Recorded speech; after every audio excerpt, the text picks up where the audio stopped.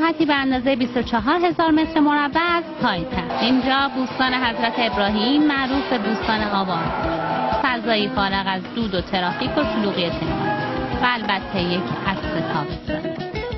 من دفعه اولم اومدم. چطور دیدین؟ چه فرقی با پارک‌های دیگه داشته؟ پارک‌های دیگه خیلی بهتره. بیشتر مقصود بچه‌ها هستش. داشتی بازی می‌کردی؟ چطور بود؟ خوب. چقدر خوب؟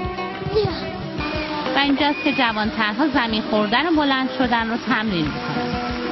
اینجا به خاطر اینکه میذارن با دوچرخه و با اسکیت بورد اینا کار کنن، به خاطر اینکه سنگ فرشاش یه چیزایی درست شده که زیاد لغ نمیشه. زندگیم زیاد نخوردم زمین.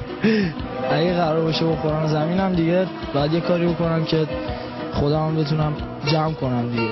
انگار لذت بخش بوده این زمین خوردن توی این پارک. آره دیگه مربوط به رشته ورزشیمون میشه که دیگه باید حکم میکنه که ما باید این زمین خوردن رو اول داشته باشیم تا بخوایم یاد بگیریم ورزشمون. و خورشید که غروب میکنه جذابیت این پارک بیشتر میشه. تلفیق آب و آتش کنار هم زیبایی این بوستان رو دو چندان کرده. ارتفاع این 4 برج آتش به 8 متر میرسه و موزیک و فواره های آب آرامش خانواده هایی که آمدن تا در کنار هم از این فضا لذت ببرند رو بیشتر.